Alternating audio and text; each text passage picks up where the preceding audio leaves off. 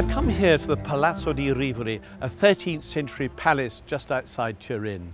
It's the home of Combal Zero, a restaurant which is gaining an international reputation for the creativity and innovation of its food. Combal Zero is the playground, and that seems to be exactly the right word, of Davide Scabin, a man who's credited with bringing new life to the orthodoxies of Italian cooking. I'm here to talk to Signor Scabin and experience some of his distinctly non-traditional dishes. Davide Scabin holds 2 Michelin stars for Combal Zero and is known for turning classic Italian dishes on their heads, such as the one on this poster called Spaghetti Pizza Margherita. But isn't he playing with fire, messing with these classics? Gli italiani, la chi preferiscono di mangiare di pizza tradizionale. Ma questo non è pizza, ma nel nome c'è del marketing. Sì. Perché il marketing fa pescare il nome inizia a fare pensare alla testa il gusto. Ok? Allora, se io scrivo spaghetti pizza margherita è comfortable. Yes, okay. Se io dico spaghetti of Mars, what's Mars? Un piatto inizia sempre dalla carta.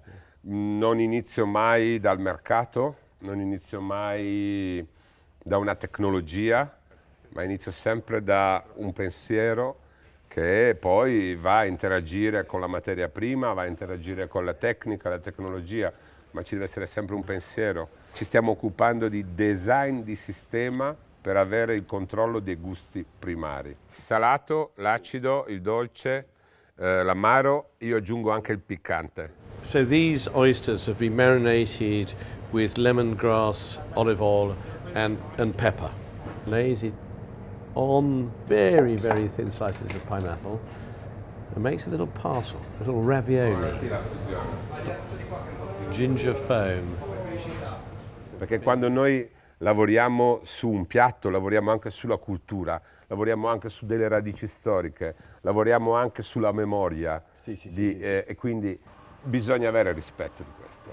These are onions from Tropea, special onions from southern Italy. And what he's done is to bring them to the boil, and now he's going to let them cool down, and then it's going to be sliced very thinly into layers, and then it's going to be put back together again with different flavourings between each layer. Oregano and licorice, 2 separate flavourings, so that when you eat it, you get a progression of flavours as you eat down through it. Presentation is another key factor of Scabin's food, such as this take on macaroni cheese, with a soufflé made out of pasta flour, with a beef ragout and a parmesan fondant. When you see the blue, the water, you think cold. Yeah. You don't think hot. So you're changing people's perception. Voila.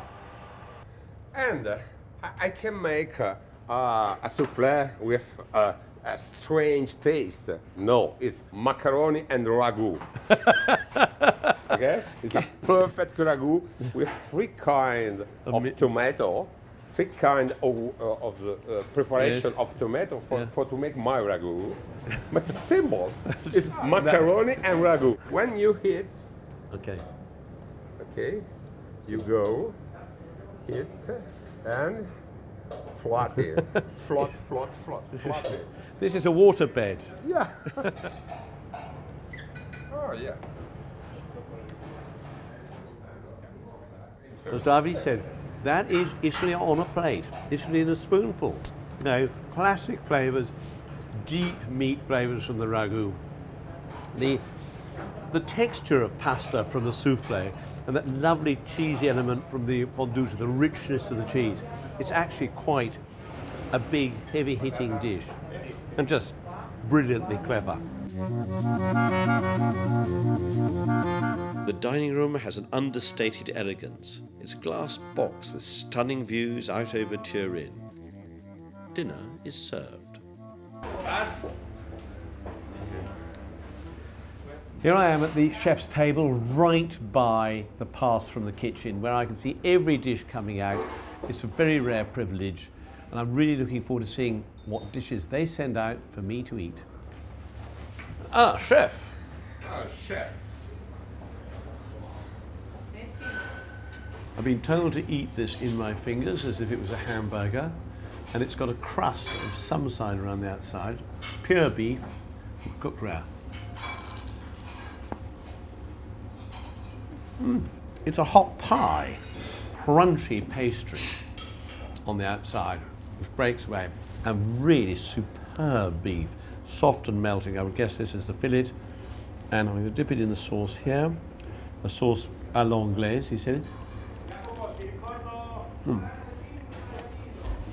It's just all custard with a little bit of chive in it. This is rich, this is delicious, this is indulgent. The food may be high concept, but the effect of each dish does not depend upon rarefied technology. Still about classic cooking in the traditional sense. This is a dish of offal, and there's brain, marrow, raw foie gras, tongue, and sweetbread.